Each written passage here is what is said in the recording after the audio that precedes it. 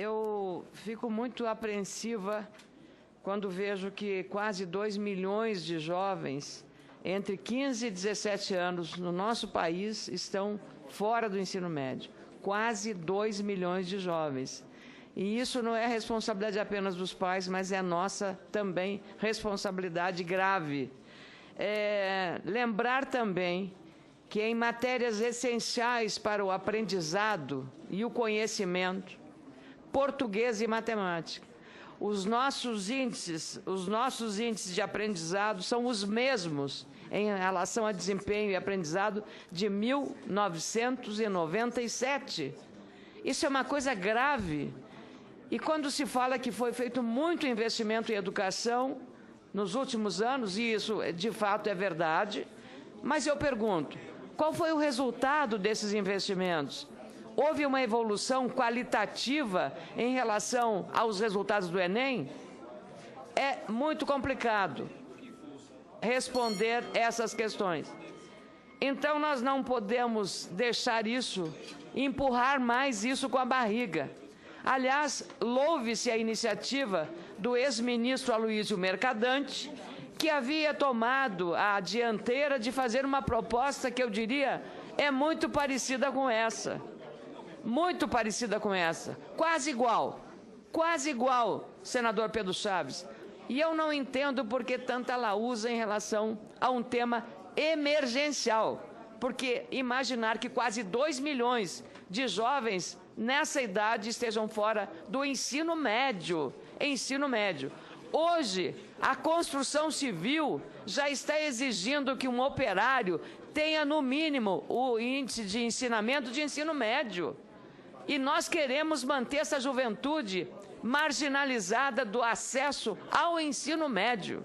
Nem falo ao ensino superior, onde 85% estão fora de acesso ao ensino superior. E o FIES foi cortado e todos os acessos foram cortados, os recursos, em 2015. Então, nós não podemos tergiversar ou criar óbices à aprovação de uma matéria que, na minha opinião, eu fiz o curso de normalista, meu caro relator, fiz magistério, eu consegui fazer isso, que à época era ensino médio, e graças a isso tive uma ideia do que era a missão de ser professor, e trabalhei algumas vezes como professor. Eu penso que nós não podemos mais, e era na época 4 anos o ensino médio, 4 anos, mas eu já estava profissionalizada, porque quando eu terminasse, eu já poderia lecionar, porque estava habilitada para isso, mesmo que isso fosse ensino médio, mas eram os níveis da época em que eu estava na escola no ensino médio. Interna, graças a uma bolsa de estudos do Leonel Brizola, que era governador à época. Então, e só pude estudar porque dependia de bolsa de estudos, porque sou filha de uma família grande e era mais velha de uma família pobre. Então, eu imagino, hoje, no século XXI, quase 2 milhões de brasileiros estão fora do ensino médio.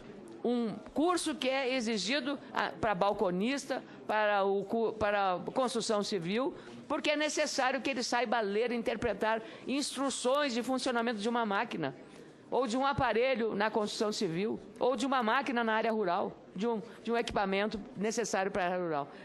A relatoria do senador Pedro Chaves é a relatoria do possível. Se nós só fizéssemos leis perfeitas, não precisávamos passar em várias comissões. Bastava aqui ler o relatório e levar para o plenário e aprovar. Nós não temos essa capacidade e é bom que seja assim, porque a democracia pressupõe que nós temos que passar por outras comissões e aperfeiçoando e essa matéria ser. E se na aplicação da matéria, na aplicação da regulamentação dessa medida provisória, na aplicação dela, algumas dificuldades forem aparecendo, como diz o poeta, el camino se hace al andar. Então, vamos fazer esses aperfeiçoamentos na hora de aplicar a matéria e não ficar agora perdendo tempo, porque 2017 já está batendo a nossa porta. Parabéns, senador Pedro Chaves, pelo esforço que o senhor fez para acomodar tantas matérias polêmicas, complexas, como muito foi referido aqui. Parabéns ao deputado Isalci Lucas.